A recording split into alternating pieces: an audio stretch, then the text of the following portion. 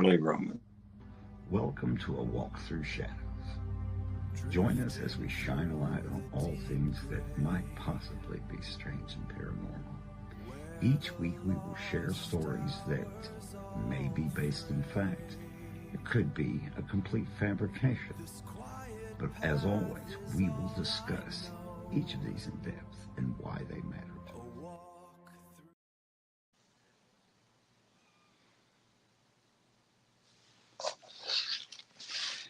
Hello, I'm your host, Charlie Romans, and welcome to A Walk Through Shadows. With me, as always, is my amazing co-host, Samantha Romans. And tonight we're going to take a stroll into some very deep shadows. Now, there's very few places on the entire planet that has as many chilling tales and strange superstitions as the Appalachian Mountains. The Appalachian Mountains are very, very old, possibly some of the oldest mountains on the planet, and they've seen a lot that has happened long before recorded society. And it's important to remember that they say that the Mesopotamia area was pretty much the cradle of civilization, and of course, ancient Egypt and places like that. And while everything was going on there were things happening in the Appalachian Mountains.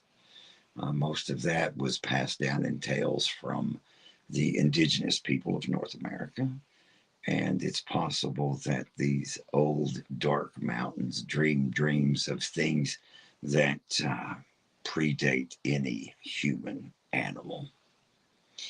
So let's wade right into it. Let's talk a little bit about omens and folklore and things of that nature. And keeping in mind that, as my old buddy Sock Clay used to say, this area was settled by stiff-necked Scotch-Irish immigrants, which implies a whole lot of stubbornness and adhering to things that they've always done for generations.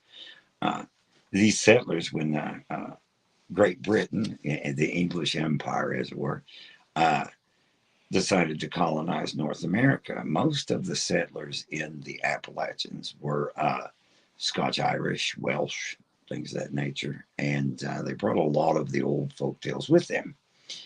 Well, when they hit our area, they found something similar and some things disturbingly new, and all of these folk tales blended together.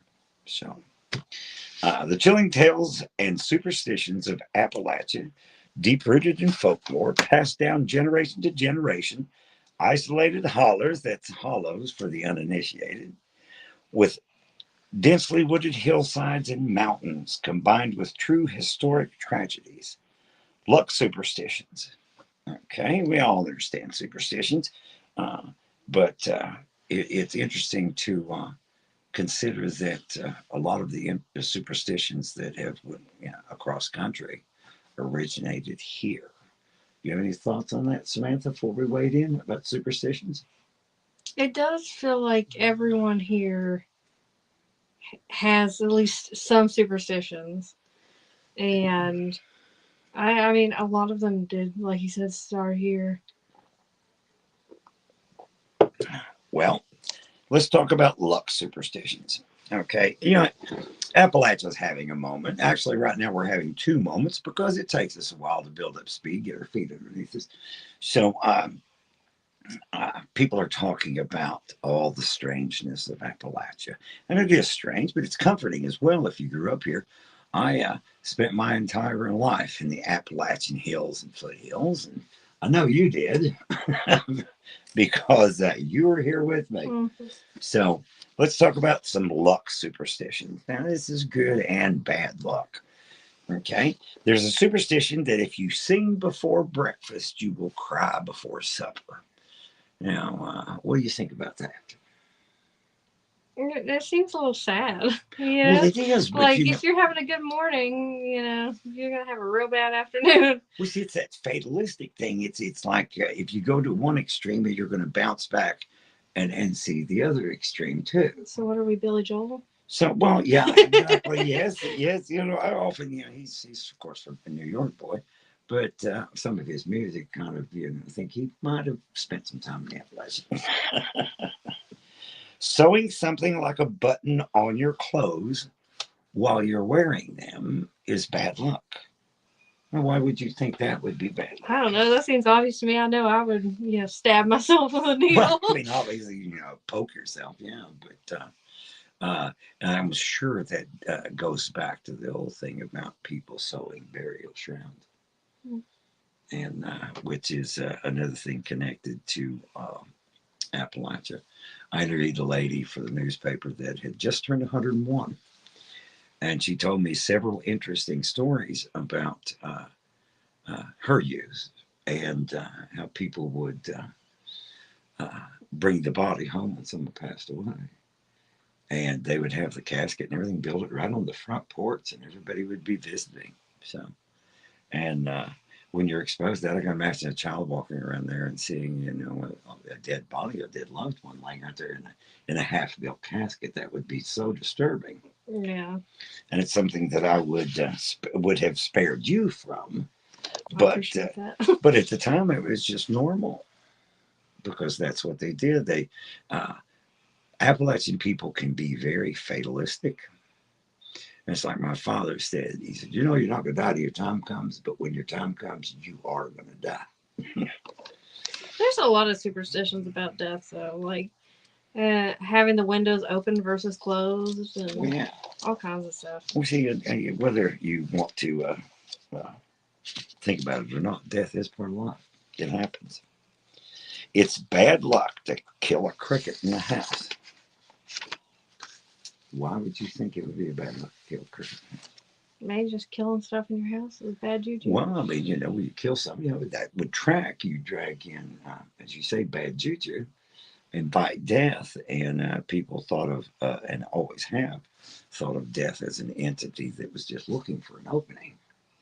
So you'd just be cruising along with her, killing stuff in there. Might as well step in and see if I can help out. Bringing a hoe into the house is bad luck. And we are talking about garden implements. And there was a lot of superstition surrounding tools of that nature that should not be brought in the house. Maybe it's like a work-life balance, Well, I mean, in a very elemental way, I guess. But most of Appalachian mental health maintenance involved a lot of moonshine. So, but it was more like if you use a garden hoe, for instance, to hoe a garden, to cut weeds, you kill snakes with it, whatever you have to do. And perhaps it was bringing in that a very invasive tool, and you bring it into your home, it can disrupt the peace and harmony of the home. I feel like a lot of these superstitions come from like basic, like human necessities. Like you don't want to bring dirt and bacteria and stuff into your house. That you don't have to. It's interesting you say that. I mean, a lot of these, I point this out, a lot of religious texts, like in the Bible, for instance, a lot of the things it points out, of course, it's theological rules because it was said by the deity. But when you break it down, it actually makes perfect scientific sense. Don't eat anything with the blood still in it. All the diseases are in the blood. So very pragmatic things here. Yeah. Okay. Whistling at the dinner table is bad luck. I think whistling in general and just is bad luck in Appalachia. I don't think it's necessarily a dinner because I know, if you whistle at night, the ookie spookies are going to get you. Well, see, I was going to say this could piggyback off of notices, a superstition. You never whistle in the dark because you don't know what you'll attract. And at the dinner table, everybody's sitting down and enjoying a meal, and ideally you have peace and harmony and gratitude for the meal. But if you whistle, you're being flippant. It's like you're disrespecting the meal and maybe calling in nefarious spirits or entities. Okay. If a black cat crosses your path, make an X in the air to prevent bad luck. I've heard a lot. I've heard that one a lot, and I don't know why black cats. Like, I understand like black cats are supposed to be like, bad luck and everything, but like I don't know how you could ever say it like sweet little cat is bad luck. Well, and it's funny because it goes back to the whole belief in witchcraft, and it became popularized that black cats were a witch's familiar, being an infernal spirit in an animal form. And cats can be just kind of inscrutable anyway. But ironically, in most cases, and if you dig deep enough, witches' familiars tended to be inobtrusive things like toads, things of that nature that nobody would suspect. Oh, here's a toad. It's a demon. Now a cat, they're kind of freaky anyway. So, but which led to a lot of the. Well, actually, you could even call it a genocide on black cats. It's especially around Halloween. Even in modern times, a lot of black cats get brutalized and treated inhumanely, and which is just definitely not fair and not anything to be encouraged. So, what about the X? What do you make of that? Why would you make an X? I don't know. Maybe it's to cross out the bad luck. Well, see, I think that's exactly it, and it's an older superstition because that symbol means to block any kind of negative energy. And of course, later on in Christian era, it was appropriated in making the sign of the cross and whatnot. But which really in X is just a cross turned on its side. Yeah. Okay. And we already touched on this one when we were talking about whistling at the dinner table. Whistling at night attracts bad luck and evil creatures. Why would you think that? Because you're out there making a noise in the middle of the night, and anything wants to check out the noise. You know what I mean? Right. Yes. Curious. So, if you would be attracted to a noise, why wouldn't the Ookie Spookies be attracted to the sound? And honestly, it's probably like you're mocking them because that's supposed to be their time. Right. It's supposed to be quiet in the forest because like a lot of evil creatures, like even other animals know to be quiet. Like Yes. you hear about like a skinwalker, everything else in the forest is quiet. So like if the other animals are smart enough to keep quiet, then probably you should too. Well, you're absolutely right because for one thing, stupidity is a uniquely human trait. Animals know better. Yeah.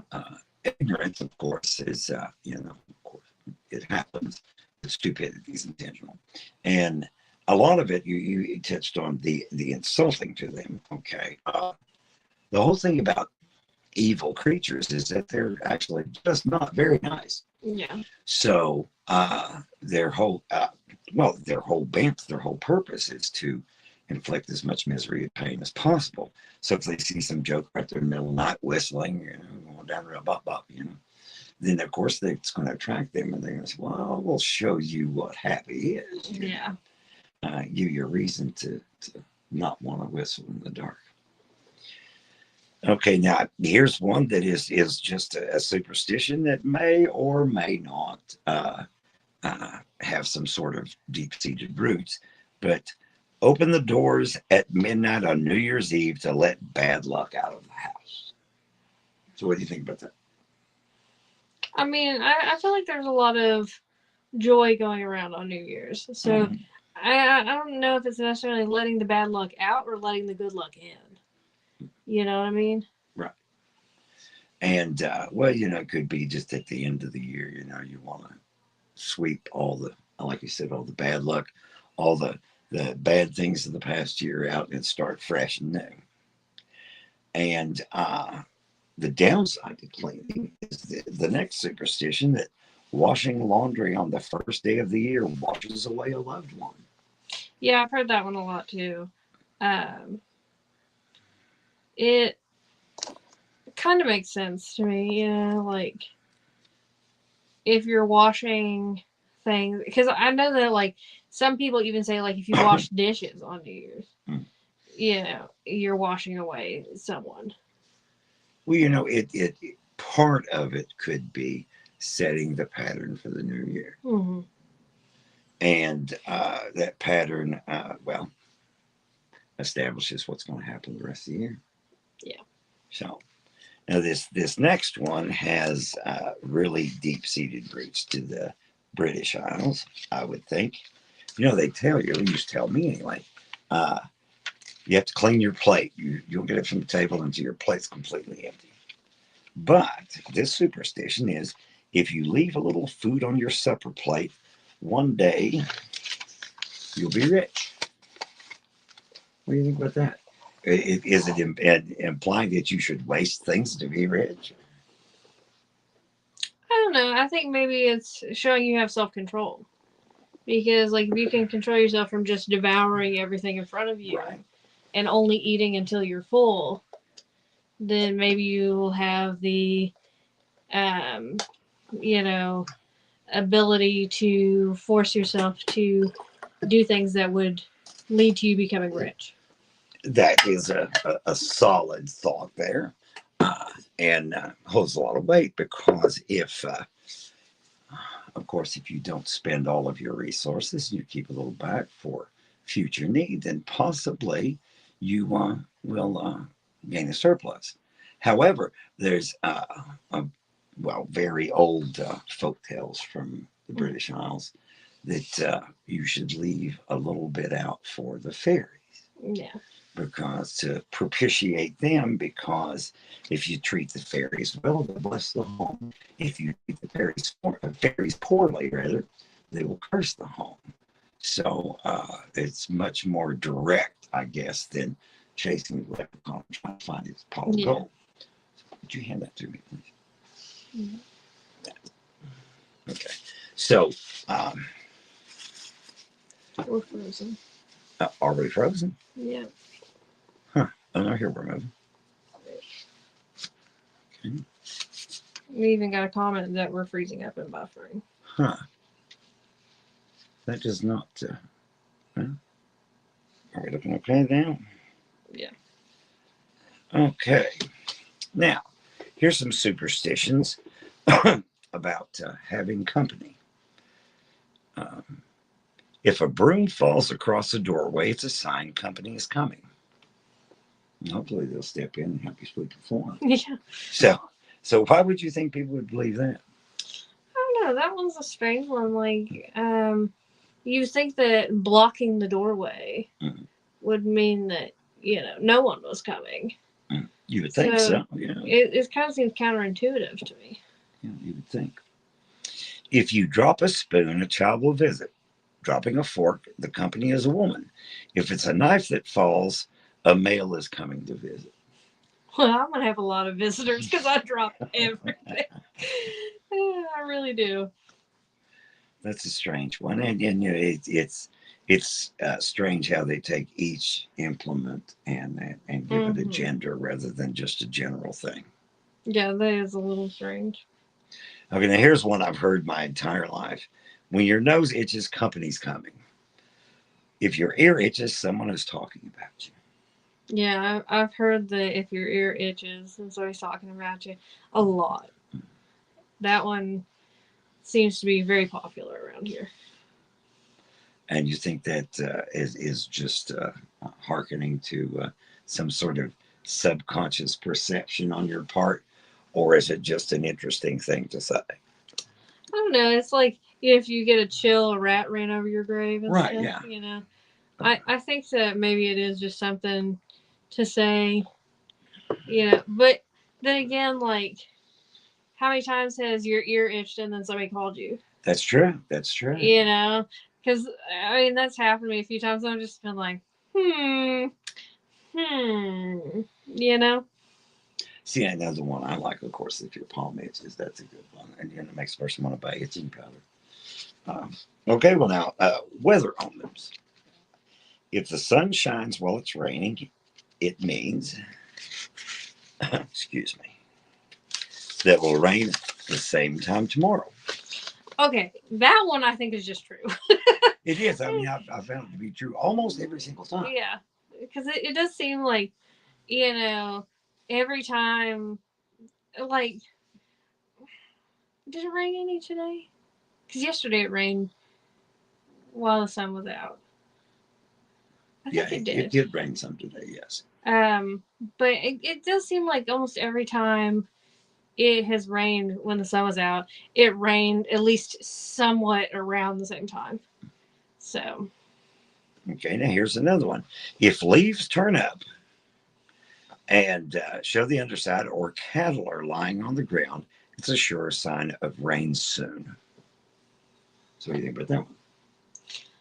I mean that one, you know, seems a little odd to me because like leaves usually turn towards the sun. So it seems weird that it would have anything to do with rain. But they do turn for moisture as well. That's true. And of course, cows lay down when it's going to rain. I don't know. I don't pay enough attention a to lot cows. of these so-called omens are just really uh, astute observations on how the world works. There will be 3 more snows after the forsythia, a big yellow bush, blooms. Now, I've not really, I can't say that I've paid too much close attention to this, but for the most part, if you want nature's cycle, then you can see. Yeah. You know, you can predict with a high degree of accuracy, and you don't need, you know, $1 million worth of meteorological equipment. Isn't that kind of what the Farmer's Almanac is all about? Exactly, yeah. And it usually predicts things with a, you know, fairly decent degree of accuracy. Here's one I'd heard all the time. If you get bit by a turtle, it won't let go until it thunders. I'm just glad I've never been bit by a turtle. I always thought that was funny because, you know, I was concerned my Uncle Russ liked a noodle. He hunt turtles, you know. I think he would really have enjoyed talking to Turtle Man. Yeah. But he would just jump in the water and go back in the under the banks where the turtles live. And I asked one time, I said, Russ, what happens if you grab its head instead of its tail? He said, you don't turn loose. Because snapping turtles are fast. We think turtles are just being slow, but no, a snapping turtle will jump up and smack you. Man, did I tell you about that one time getting a snapping turtle out of the road? Homeboy was about to eat me alive. Oh yeah, they are very mean. They're like crocodiles with shells. They think they're not any bigger. Yeah. But okay, now here's health signs. Okay. And of course, these are things that have been gathered together over the years, old beliefs and stuff like that. A sore tongue, not a throat, sore tongue means you told a lie. I feel like there's a lot of like, you know, telling a lie, you know, omens, because, or like, I guess, signs. Because like, I used to hear like if you had the white spots in your nails, yeah, that meant you were telling a lie too. Yeah. See, and there's a lot of these things based on observation, and some of these things, of course, I think are extrapolations. If you spend all your time lying, your tongue's got to be wore out. Yeah. Okay. A buckeye in your pocket, or wearing, not necessarily someone from Ohio, the actual nut, in your pocket, or wearing a copper bracelet will ease the pain of arthritis. I don't know about the buckeye part, but I mean now they even make copper infused socks. And yes, they do. arthritis. Yes, and they market these as actual scientific things, and market them toward diabetics and things like that. Nature, well, if it works, it works, and it doesn't matter if it seems strange or not. Yeah. But I have known of this to be true, and just an interesting aside. Copper is one of those metals that for centuries, we're talking about back in ancient Egypt, was thought to be able to contain and enhance magical energy. I heard a thing the other day about copper pipes would even cleanse the water and stuff, and like copper does a lot apparently. It does. It very much so. There's another one. Little ears means a person is stingy. I am obviously the least stingy person that you will probably ever see. But it's interesting, and I don't know why, other than the fact that maybe if a person has smaller ears, they're less likely to listen. And then the less likely they are to listen, the less they will be inclined to be concerned about anyone other than themselves. Maybe. Excuse me. If the bottom of your feet itch, soon you'll be walking on strange ground. That's that's interesting. Oh, my feet itch. Actually, you know what? It's funny because whenever I was in UBMS, it seemed like my feet would itch the last week of UBMS, and that was right before we would go on our trips. Well, see, there you go. So that's a little. I just thought it was from all the walking I've done all summer. It could be. It could be a bit of both. Toads and frogs will give you warts, but a piece of raw potato will make it go away. I was talking about that one right before I came in here. Talking about mammal saying that frogs will give you warts if you picked them up. And I was telling Mom, I was like, well, that didn't ever stop me. And I did get a wart on my foot. I had to get it frozen off. So, well, you know, interesting. My dad always said that his mother was a witch. I mean, I don't know if she was a witch or not. I mean, I was just a nice old lady that made cookies and stuff and fed me, you know. But he said that she would buy warts off people with for a broken pen. Uh, she'd give them a broken pen and take their wart. Now, I never really saw this happen, but it's an interesting story. yeah. And about that whole transference thing. And that might be, that would fall into the category of what most people will consider granny magic. Yeah. And we may do an episode on that in the future. Mm. So, but it is interesting. And is there anything a potato can't do? Yeah. I thought that they just were to be mashed, but You know, boil apparently, them, mash them, put them in a stew. I've never met a potato I did not like. I don't know. Some of them look like eldritch horrors. Well, that's true too. But you chop them up thin enough, With those like creepy vines coming out. And if you're interested in it, you can even make vodka from potatoes. Yeah. So yeah, I think all the other vegetables are slacking. But then again, you know, I am Irish, so I guess I've got a connection to potatoes and whatnot. But okay, as back to the warts and not the potato. It says here that you could sell the wart for a penny. The penny is tossed, and the person that picks it up will take the wart. Now, that could be something as simple as transferring, you know, a virus or something like that. But again, you know, pennies are copper, at least they used to be. No. So then there's the whole thing about copper being a pseudo magical metal anyway. So you never really know. And people see these things happen. Maybe it's the power of suggestion. Maybe there's actually something to it. Yeah. Now, these are just some general superstitions. Sewing on Sunday means someone will lie and gossip about you. I wonder if that goes back to like not working on Sundays Well, because that's supposed to be a religious day. Yeah, because it implies that a person, when they work on the day of rest, of course, that. It says, would love to hear about the granny magic. Well, that's going to be an upcoming episode. I'll give you a little preview here if I can do this without knocking everything over. I bought a huge load of creek gravel, and this was in it. This is a seeing stone, and a lot of this was used a lot in granny magic, rather. So we will be talking about that on a future episode. Okay, so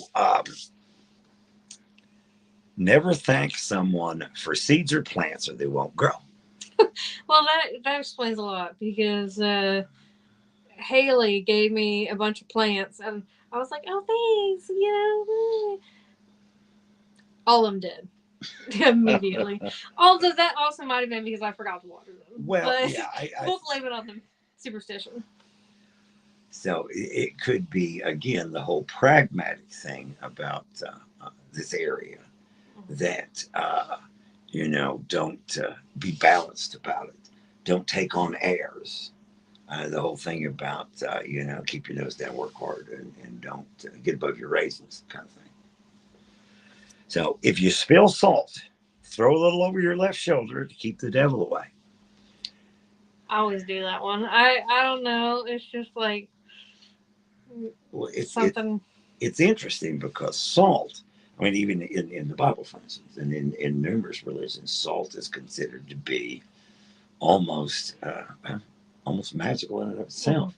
Uh, People in paranormal circles have been known to put salt rings around their bed, around their windows, and things like that to keep supernatural agencies out. Spilling salt implies that you've disrespected the salt. So, in a spiritual way, I guess you could say, you've corrupted the salt, and which would attract the presence of nefarious beings like the devil. But if you intentionally throw it over your shoulder, it's like you're throwing salt at the devil. You want him to keep him away. Okay. When you harvest apples, leave one for the devil, so he'll leave you alone. Devil is in a lot of these superstitions. Yeah.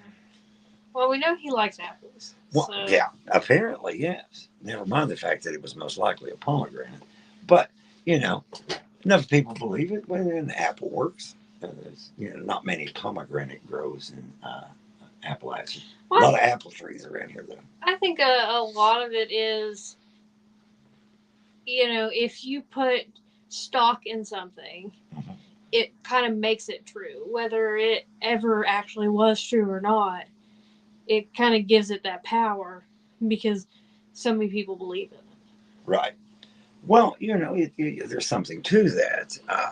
And that could lead us right into something that might be another future episode. Does widespread common belief actually create things?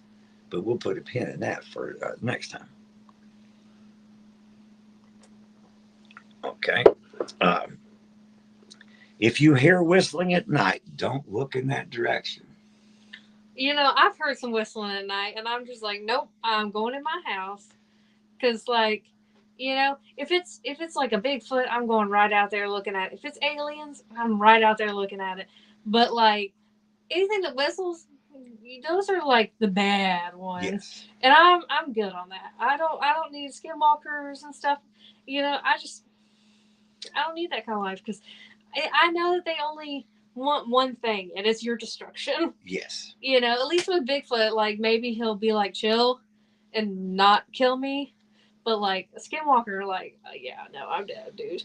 As as a good friend of mine once said, Bigfoot's just out there trying to make a living like everybody else. Yeah. Okay. Devil, on the other hand, he wants his living and your living. So that's a big thing, and that's usually one of the things that people throw out to say, ooh, spooky about Appalachia. It's common sense. It's a pragmatism of the area. If something is out there whistling in the dark, it doesn't know you, but it's confident enough that it can make noise, and it thinks that if you come around, it can beat you down or worse. Or it may be some way of trying to placate you and put you into a false sense of security. Because, honestly, for what it's worth, whistling is a happy sound. It's, I don't know. When you hear it coming from the woods, you're just like, no, I'm good, fam. Well, it's just like the meme I'd seen. There's nothing more wholesome and pure than the laughter of a child, unless you hear it at 3 a.m. in the morning and you have no kids. Yeah. So its perspective changes a lot. Okay. If you hear your name being called, don't answer. Don't even look to see who called you. Yeah, I have heard. It sounded like people I know saying my name, and I know that they are not there.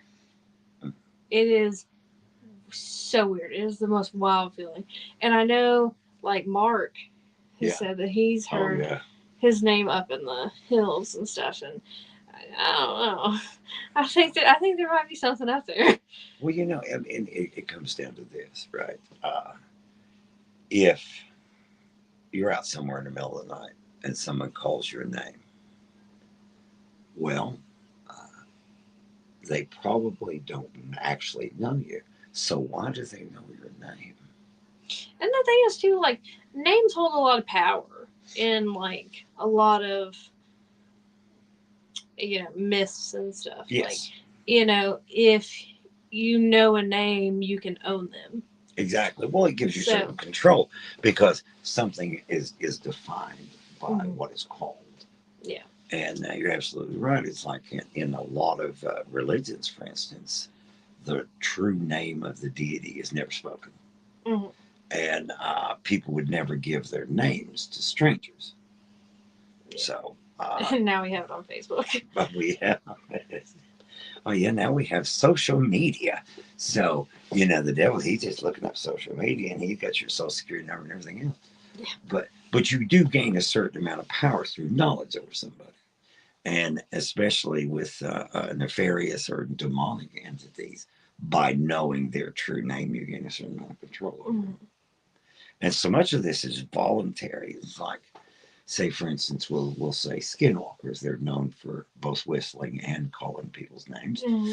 Okay, so they get you to acknowledge them, and by acknowledging them, you give them power. It's like, but it's like Granny used to say: if you're out in the middle of the night, hear somebody call your name, no, you didn't. Yeah. If you hear someone whistling, no, you didn't. And this goes all the way across the country. I mean, I remember interviewing a gentleman who's a Native American. He's named Brandy Burdett on Shadows of Legend, and he was talking about the elders of his tribe. You don't talk about this stuff. No. You don't acknowledge it. You let it do its thing, and you do your thing. Well, I mean, there's a lot of things surrounding skinwalkers, especially that, like, even just saying the word pulls it to you. Right. That's the reason why a lot of like people online have started calling them just flesh pedestrians. See, but again, funny names like that. But it's still calling it. Well, again, it comes back to what is accepted. If you call a rose a stinkweed, and enough people call it stinkweed, well, suddenly it becomes a stinkweed, but it's still a rose. It's still what it is. So, by changing the vernacular, you're not really changing anything. You're still talking about it, although it may not be as direct. Okay. All right, here's another one. Very practical and to prevent creepiness. And this will be our last random omen or superstition. Never follow an unknown light on a hillside or a lonely, dark road. Obviously not.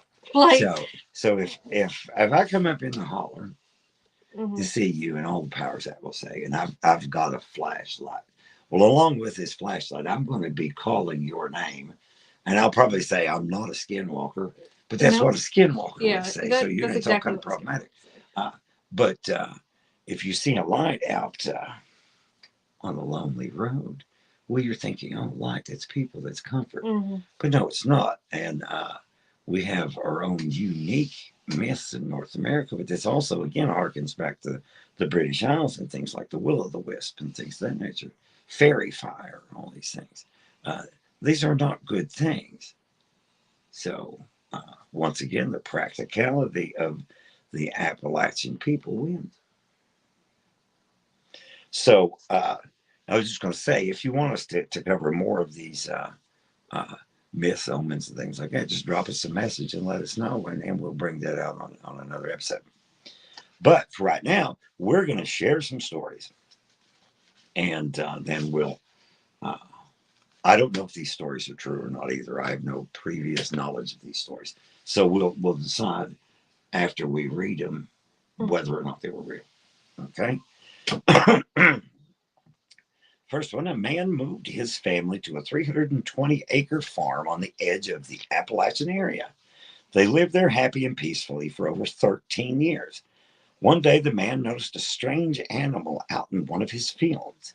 It had the body of a dog and the head of a rabbit. He shot at the creature, but it disappeared. Over the coming months, his children also began to see strange apparitions on their property. His son saw a bird of extraordinary size, that's in quotation, and his daughter saw a girl in a green dress swinging from a branch of an oak tree, which is kind of creepy.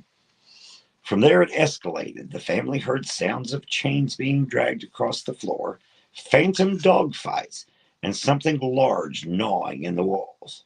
Soon they also heard voices speaking to them directly. The haunting slowly ended after the man was found dead in his bed 3 years later.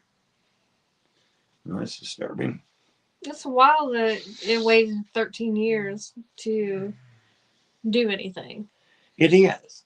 And you even wonder if it 13 years after he moved into the property was some curses go in cycles like 10 years, 20 years, things like that.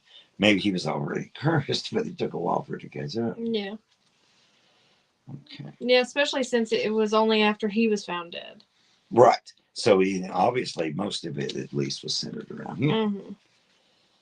Unfortunately, when the parents are cursed, or even the children's cursed, there's collateral damage. So the whole family ends up tolerating it or suffering through it. Okay, our second story here.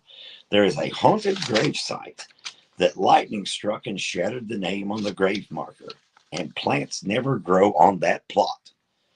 Legend says that the woman buried there is known as Queen Witch of Clemson. She was born into a wealthy family, was a bit of a wild child, and eventually moved to New Orleans. When two of her brothers found her working in a brothel, they shot her and brought her body home to bury. Bit of a energetic response, I would say. Stone walls were built around the grave to keep her sinful spirit, also in quotations, contained. These walls have had to be rebuilt many times because they have been struck by lightning over and over again. Locals say you can toss a penny over the low wall onto the grave for good luck, but if you take a penny, terrible luck will follow you until it is returned to the grave. I mean, that's kind of like fountains. You know, you throw in a penny for good luck, but if you take it out, then you have bad luck. Right, yes. Because then it's like you're trying to steal someone else's luck. Yeah. And fate, the universe, whatever you want to call it, kind of frowns on that. And you know what? Maybe her grave keeps getting struck by lightning because of all the pennies. So, well, that's a possibility. On a mountain trail, this is the third story here. On a mountain trail, witnesses have encountered an older, rough around the edges man with a beard, dressed in clothing from the 1950s or 60s. He's got a walking stick and a canvas backpack. People say he just keeps to himself and hikes along the trail. In fact, most folks don't even realize he's a ghost until he vanishes into thin air. He hikes quickly along the trail, passes other hikers without any acknowledgement, and then disappears before their very eyes. Yeah, that makes me think about it's called the Third Man Effect. I think that's what the last name is. But basically, it's these hikers in treacherous scenarios will see this other person there with them, guiding them to a safer area. And none of them have ever been able to find that other person that helps them afterwards. Even if they made it out with them, they're suddenly just not there anymore. Right, and a lot of people have attributed that to angelic intervention and things of that nature. So what do you think about these things? The guy with the 320-acre farm, what do you think about that story? Is it a hold water? Is it fabricated or what? I don't know. I think it's strange that it was 13 years. That seems a little... I mean, like you said, it could have been a curse. That seems like a little much to me. Well, now, what do you think of the possibility that it had started before he moved in, and they just didn't know something. Yeah, it could have. Or, maybe the property itself had a curse on it. That's possible too. And where he was the owner of the property. Mhm. Because, a lot of times men are like the owner of the property. Yeah, especially like older stories. Oh yeah, yeah. So, maybe where he was the owner, it all fell on him. Well, see, I think that I think this one is the one that's a fabrication simply because it is incredibly busy. Yeah, it is busy. But and I would think that I would agree with you. Why did it wait 13 years? It just seems like 13 is a very strange number. It is. It is, of course, the number that people point out to be the terrible number. Yeah, I mean, it's supposed to be an unlucky number, and honestly, it does seem like that could be fake. Since it was 13 years, like, ooh, 13. It's a possibility. Okay, now, what do you think about the lightning striking the grave of the Queen Witch of Clemson? I can see, at the time that I would assume that this took place, Mhm. them shooting her for being in brothels. Well, yes. Because people suck. Yeah. But I'm not sure how she would have got the name, unless that was a name given to her after her death. Because of the lightning striking. Well, most likely I would say it would be after her death posthumously because she was gone. She was down in New Orleans at the brothel, and when they brought her home to bury her is when she got that reputation. Yeah. But it's like she wasn't doing anything really witchy before her death. So it just seems like the lightning striking her grave and stuff would be what gave her that name. Right, and of course the thing about the pennies and whatnot. Yeah, that many pennies, I feel like that would be just waiting to happen. Well, yeah, I mean, it would be an attractant. I think actually, I believe this one, and one of the reasons I believe it is not necessarily about the supernatural quality of it, is that back in the day, people did some horrible stuff to women. And I could see two brothers being angry, going in there, catching her in a brothel and shooting her. Yeah. Like I said, people suck. Yeah. So I'm going to say that this one's true. What do you think? Okay, now, what about the hiker? I just want to say, first of all, I was corrected. It is not effect. It is either factor or syndrome. Okay. But, I mean, I've heard a lot about people seeing, like, another hiker on a trail. So, like, even if it's not true, it's based off of things that do happen that people, have accounts of. Truth adjacent, then. Yeah. And it's interesting that people report seeing things. Now, of course, you can't prove. I mean, like you're lost and you follow a random hiker there and he disappears when you're back to safety. Probably, for the most part, you're not going to just take a picture. It's like, hey, fam, I'm following this crazy old man up here. Maybe he knows how the way out of here. But but I mean, even if it is just a manifestation of your own psyche or whether it is angelic intervention, it sounds like it has the ring of, if you don't say truth, it's the ring of something that people have reported before. Yeah. Now, that being said, I might be real embarrassed if it turns out to be the fake one.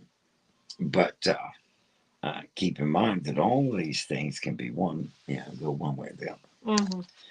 Okay, so now for the big reveal. Dum, dum, dum. We'll find out together. Okay. True. The first story is true. This story is about the John Bell family and the Bell Witch. Adams, Tennessee, 1807 to 1822, John Bell was found poisoned. You know, that's wild that I didn't catch on to that being the Bell Witch story, because they have like a festival for the Bell Witch and They everything. do, they Like do. I've heard a lot about the Bell Witch, so I don't know how I didn't catch on that. Well, see, and it amazes me too. And a lot of times it's your perspective on things, because I have learned a lot about the Bell Witch, and but a lot of times the way you present something, it can confuse you. Mhm. Okay, the Old Stone Church in Clemson, South Carolina. The woman's name was Eliza Huger, and it is true. And you know, I feel like there's a lot of Elizas that are witches. Well, yeah, That seems like a witch name. it So was a popular name. It's like things take, you know, they fall out of fashion. mhm. Something that would seem to be attractive and inspire, I guess, interest in one era wouldn't in another. So the third story is also true. All three of these stories are true. So, Grandfather Mountain, North Carolina, more than 2 dozen reports come in every year and have since 1964. Ironically, the year I was born. But since I hate walking, I can guarantee it wasn't me.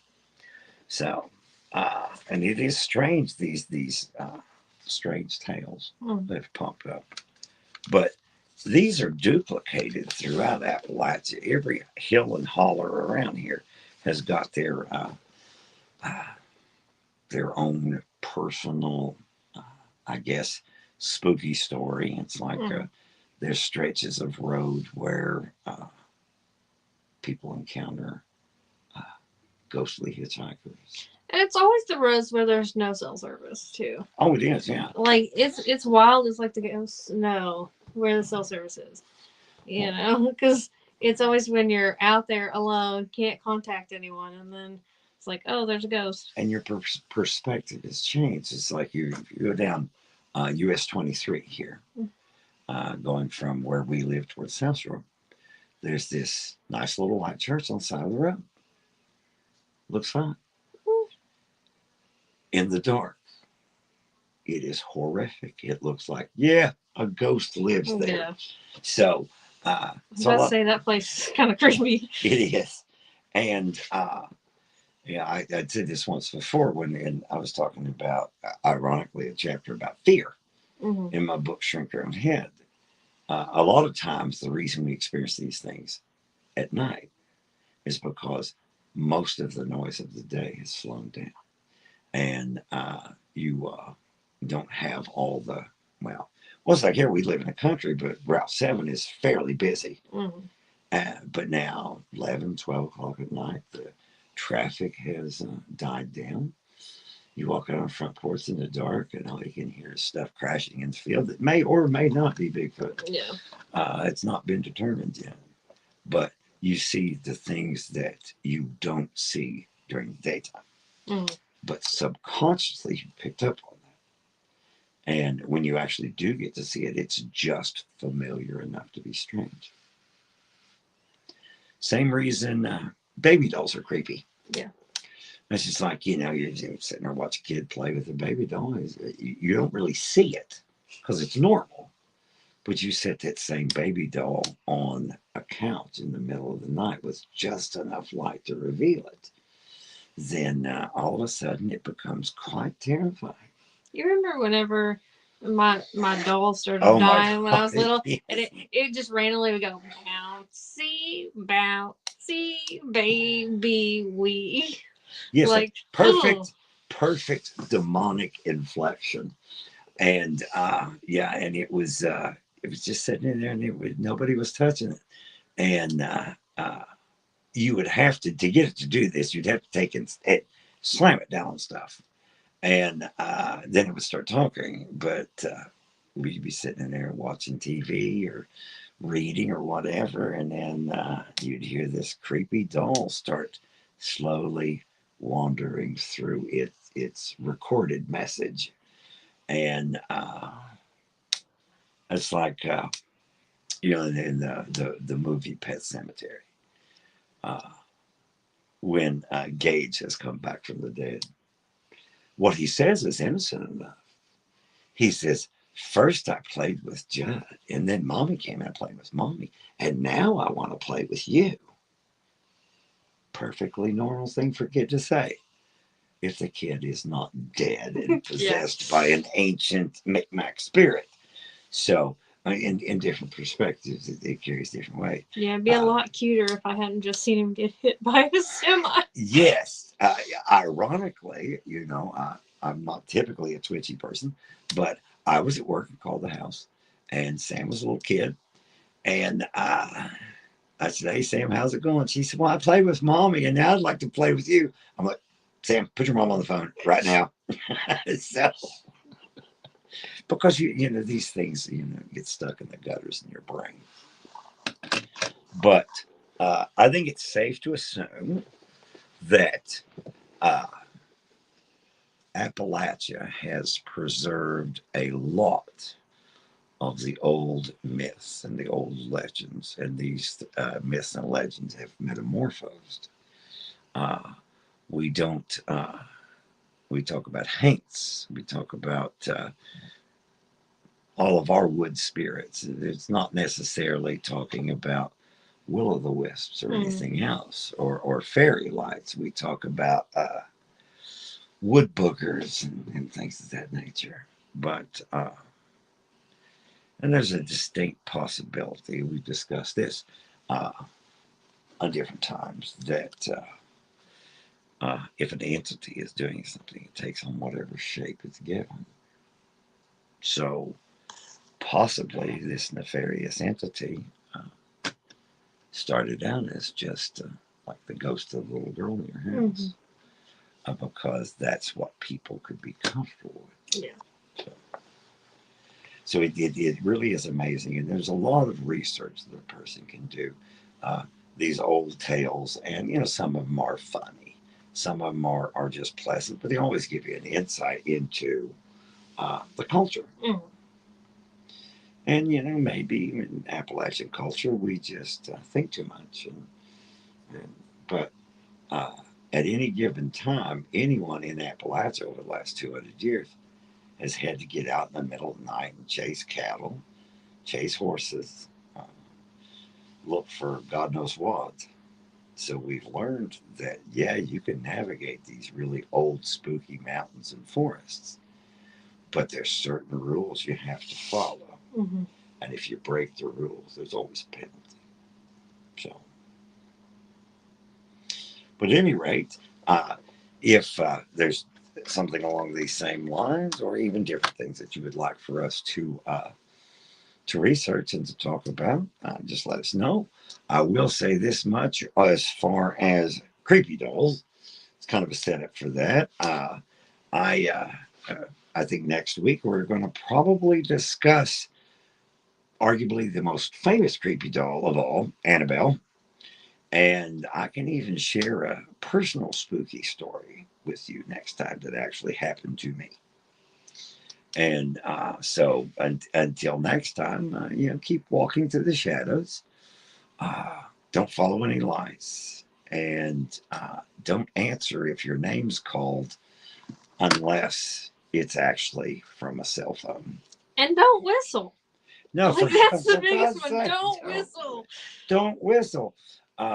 Because that just causes too many troubles. But if you enjoyed this, like and follow, because unlike so many things in today's world, it is still free. And feel free to drop us a message any way you can. Send us an email on charlie@charlieromans.com, or reach out to the station here. So thank you very much, and have a wonderful shadowy evening. Thank you for being our companion on this week's Walk Through the Shadows. Join us next week when we will share more stories of the paranormal. Until then.